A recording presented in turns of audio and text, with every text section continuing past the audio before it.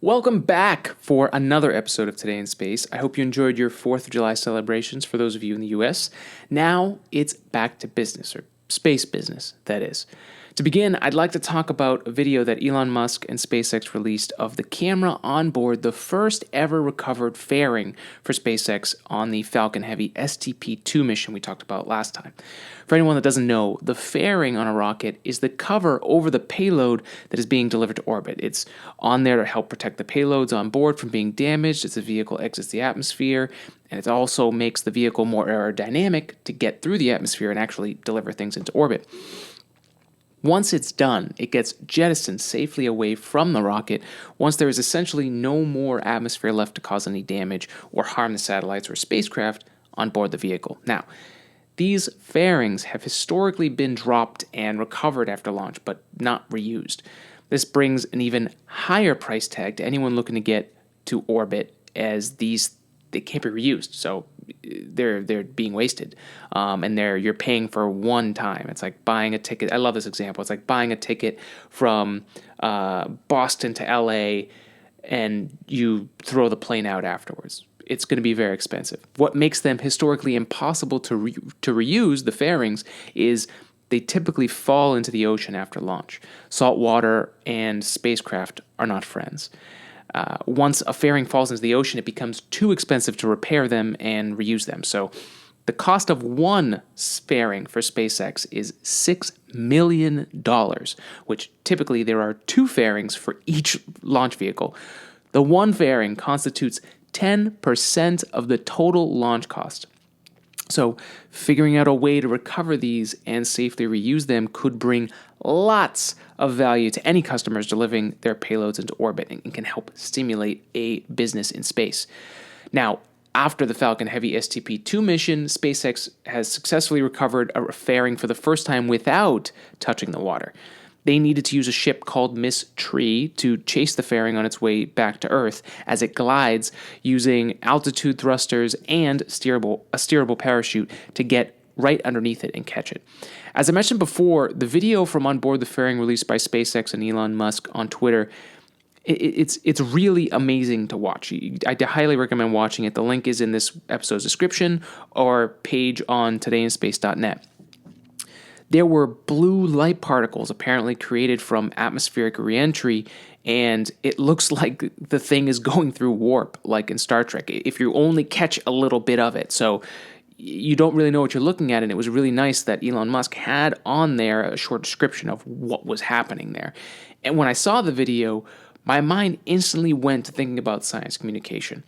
Proper science communication. What I mean is, if that video had just been released and didn't have any context, then anyone could just make up what they thought they were looking at. And unless someone was there to correct them, we could all believe the same wrong thing. It brought me back to what I've been reading about in Chasing the Moon by Robert Stone and Alan Andres. You can get the free audiobook with a trial of Audible by going to audibletrial.com/todayinspace. But when you look back at the history of the space industry to the space race, there was an initial concern from engineers and astronauts that having video on board the spacecraft would be a bad idea. I mean, obviously, you could give up information to the Russians, so obviously that makes sense. But there seemed to just be a lot of resistance to doing so and not a lot of great from it. But after some amazing work internally, the push was to put a camera on board so that the taxpayers could see what their money was paying for. Granted, it was the late 1960s camera equipment, one of the first portable cameras of its kind, and the image quality was terrible to today's standards, but for the first time, everyone, especially people passionate about space, could see what it looked like to ride a rocket and go into space. They were communicating to the public what they were doing. I think the space industry today operates very much in the same ways of communication as we did back in the heyday of the space program. It just seems very stagnant, and it's pretty evident if you compare a launch broadcast of NASA or pretty much any other launch vehicle competitor to SpaceX. What SpaceX is doing to help communicate to space nerds like myself and anyone with a cell phone or internet connection during a launch is not the norm. So SpaceX is doing a great job. And even NASA, doesn't have a camera on the spacecraft as long as SpaceX does during a launch. There's an excessive use of simulated images with other launches where you don't even see what's happening. Or worse, when something does happen, the animation isn't updated, so you just stare at the simulation of what should be happening, but actually isn't. And it's very frustrating.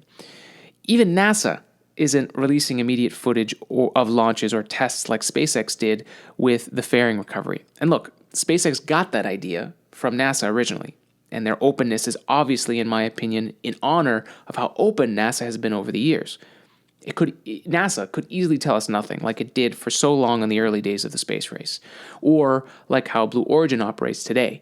You only see their public launches and progress, otherwise you're completely in the dark of what they're doing. But back to my original point, when space interest dropped, NASA made a change during the space race to get public interest back into the fold as they entered the second half of the directorate from President JFK. They had all of this interest and funding and support to get the Saturn V made and launch the first humans, but at that point, about 5 years in, interest had gone away and had actually shifted against the space program before they were even finished with the 10-year plan. You would hear the time-old argument of, why are we spending this money trying to get off the planet when we have so many issues on the planet? Any mission that is going to be game-changing or can make a difference, like landing on the moon with Apollo 11, needs to take time. There's so much involved between training for the astronauts to developing the technology to accomplish those goals. It's going to take some time to actually happen. And it seems like it's a trend of a space program to fight to stay relevant after the 4 or 5 year mark. It's like people don't have the patience or the foresight to see through a 10-year project and keep support up long enough. But there's a lot of reasons that could happen. A lot of factors are involved. Politically, every 4 years, it's possible that people who are in position at the start are no longer there, leaving a gap in leadership. It's also possible that the ones promoting space are focused on keeping the program going, but are not adapting to the world around them, and by proxy, their original argument becomes old and outdated. Then there's just the sheer fact of life that people are impatient. 4 to 5 years after you think big things can happen, and they don't, people become cynical. So the question is, how does NASA of today, 2019 NASA, fight to make sure that Artemis 2024, the mission to the moon, back again, the first woman and next man on the moon, how does that survive the statistical likelihood that interest or belief in the program will fall? We are living in a time where space is a theme you literally see everywhere. I mean, yes, we talk about it all the time here on the podcast, but just look around you. Commercials, movies, TV shows, kids' books. Space interest is at a high right now, and we have an administration who is backing the space program and an administrator who is bold enough to agree to a 5-year plan to the moon. Half the amount of time it took Apollo to land on the moon. I'm going to guess, based on what I know about history and what I've learned about history so far, and how quickly support flips for space programs as I've seen through my life, that before 2024, NASA is going to face major issues with support, either publicly or politically. And that's assuming they develop and test all of the technologies needed for the mission in time as well, which is not a great assumption if you look at NASA's trend for meeting deadlines the last decade or so, especially with the Space Launch System. While I may be very optimistic that this is the time for NASA to go back to the moon, I'm also very aware that there are major milestones that will need to be overcome. My hope is that NASA and the contractors involved on the Artemis mission are ready for the next 5 years. The thing that makes me really optimistic, however, is the coexistence of SpaceX and companies like Blue Origin that are also working on bringing humans into space and back to the moon and Mars. Unlike the space race of the 1960s and 70s, the world has both the private industry and governments individually aiming to bring regular human spaceflight into reality. So if one fails, there's still momentum behind the other players in the new space race. So we can rejoice when NASA has a successful test like they just did for the crew abort system for the Space Launch System, because that means there's another item checked off the massive list that gets us back to the moon for good. But we also can't delude ourselves to think that just because we have a plan and support now for a mission to the moon, that we will continue to have support as we get closer to that deadline. NASA, in my opinion, needs to start now communicating the development of the Artemis mission to the public. The earlier we can get people excited about our return to the moon, the better. And let's be honest, other than hearing about it from me on this podcast, have you heard or seen anyone talk about our return to the moon in the mainstream? Maybe once or twice? In any case, it's not enough. We can't go into our potential drought of space interest without any momentum of communicating the Artemis program to the public. I will do my best here on the podcast, but if they don't communicate, how can I relate the information to you? And how can any of us get excited? That is why I love what SpaceX is doing and why I was able to write a whole episode off of one video, one clip of one mission that Elon Musk tweeted out. To close out this episode, I will read part 2 of JFK's We Choose to Go to the Moon speech at Rice University in Texas on September 12th, 1962. Again, there will be sporadic JFK impressions, and I have my transcript, so let's begin.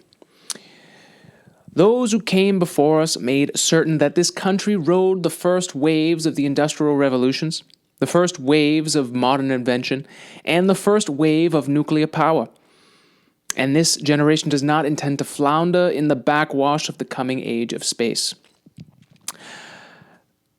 We mean to be a part of it. We mean to lead it, for the eyes around the world now look into space, to the moon, and to the planets beyond. And we have vowed that we shall not see it governed by a hostile flag of conquest, but by a banner of freedom and peace. We have vowed that we shall not see space filled with weapons of mass destruction, but with instruments of knowledge and understanding. Yet the vows of this nation can only be fulfilled if we in this nation are first, and therefore we intend to be first. In short, our leadership in science and in industry, our hopes for peace and security, our obligations to ourselves as well as others all require us to make this effort. To solve these mysteries, to solve them for the good of all men, and to become the world's leading spacefaring nation. We set sail on this new sea because there is new knowledge to be gained and new rights to be won, and they must be won and used for the progress of all people. For space science, like nuclear science and all technology, has no conscience of its own. Whether it will become a force for good or ill depends on man, and only if the United States occupies its position of preeminence can we help decide whether this new ocean will be a sea of peace or a new terrifying theater of war. I do not say that we should or will go unprotected against the hostile misuse of space, any more than we go unprotected against the hostile use of land or sea, but I do say that space can be explored and mastered without feeding the fires of war, without repeating the mistakes that man has made in extending his writ around this globe of ours. There is no strife, no prejudice, no national conflict in outer space as yet. Its hazards are hostile to us all. Its conquest deserves the best of all mankind, and its opportunity for peaceful cooperation may never come again. But why, some say, the moon? Why choose this as our goal? And they may well ask, why climb the highest mountain? Why, 35 years ago, fly the Atlantic? Why does Rice play Texas? And then the crowd goes wild. Yeah! We choose to go to the moon. And he has to pause. We choose to go to the moon in this decade and do the other things, not because they are easy, but because they are hard. Because that goal will serve to organize and measure the best of our energies and skills. Because that challenge is one that we are willing to accept, one we are unwilling to postpone, and one which we intend to win, and the others too. It is for these reasons that I regard the decision last year to shift our efforts in space from low to high gear as among the most important decisions that will be made during my incumbency in the office of the presidency. In the last 24 hours, we have seen facilities now being created for the greatest and most complex exploration in man's history. We have felt the ground shake and the air shattered by the testing of a Saturn C-1 booster rocket, many times as powerful as the Atlas, which launched John Glenn, generating power equivalent to 10,000 automobiles with their accelerators on the floor. We have seen the site where the F-1 rocket engines, each one as powerful as all 8 engines of the Saturn combined, will be clustered together to make the advanced Saturn missile, assembled in a new building to be built at Cape Canaveral, as tall as a 48-story structure, as wide as a city block, and as long as 2 lengths of this field. Within these last 19 months, at least 45 satellites have circled the Earth. Some 40 of them were made in the United States of America, and they were far more sophisticated and supplied far more knowledge to the people of the world than those of the Soviet Union. The Mariner spacecraft, now on its way to Venus, is the most intricate instrument in the history of space science, which, given how 50 years later or so, how much that has changed. I'll go back to it here. The accuracy of that test shot is comparable to firing a missile from Cape Canaveral and dropping it in this stadium between the 40-yard lines. Transit satellites are helping our ships at sea to steer a safer course. TIRO satellites have given us unprecedented warnings of hurricanes and storms, and will do the same for the forest fires and icebergs. We have had our failures, but so have others, even if they do not admit them, and they may be less public. To be sure, we are behind, and will be behind for some time in man's flight, but we do not intend to stay behind, and in this decade, we shall make up and move ahead. I could not believe how relevant this part of JFK's speech was to the exact point we are in right now with the Artemis mission. Yes, some of the technology was being tested, but the final launch vehicle and spacecraft were not finished when JFK gave this speech. He wasn't even talking about the Saturn V yet. It hadn't been created yet. That's right, the actual vehicle that the astronauts would eventually land on the moon with, never mind orbit the moon beforehand with Apollo 8, was not even in existence yet. So we know that accomplishing feats like this is possible, but we also know that 50 years after Apollo 11, that accomplishing something of that nature is rare and difficult. And literally everything got in the way for them. I hope we are ready to handle the backlash of disinterest when it comes, even though I wish it wouldn't. And we'll keep the momentum going on over here at Today in Space, and we wish the team at NASA all the best as they do their hard work to get the technology up and running, and we wish the best of luck for them trying to find a way to better communicate the Artemis mission and build public interest as we move to the 2024 mission deadline. And that does it for this week's episode. Again, thank you for joining us and for staying this long. I appreciate you. If you haven't already, please subscribe to the podcast on Spotify, Apple Podcasts, and YouTube. Follow us on Instagram and Twitter at Today in Space Pod. Our Facebook page is Today in Space Podcast. If you check us out on the website, todayinspace.net, you can listen, watch, or read our episodes and enjoy them however you like best. If you're interested in 3D printing, check out AG 3D Printing on Instagram at AG 3D Printing, where I post all of the project I have going on. AG 3D is also an idea workshop where I can help bring your ideas into reality using 3D printing. So if you're in need, head over to ag3d-printing.com and find out more there. You can also email me at ag3d.engineering@gmail.com if you're interested in a quote for your next project. AG3D helps fund the podcast and helps me get new fun machines to play with and make things with. At the very least, follow us and learn more about the amazingness that is 3D printing through my engineering shenanigans. Other than that, don't forget you can get a free audiobook on us by going to audibletrial.com/todayinspace. I'm still burning through Chasing the Moon right now. It's been great since I've been in a lot of traffic lately. Audiobooks hit the spot when you've run out of podcasts to listen to and your music playlists have gotten old. Anything to keep you from slowly slipping into madness as you go 20 miles an hour on a highway for 30 minutes and the speed limit is 60 miles an hour.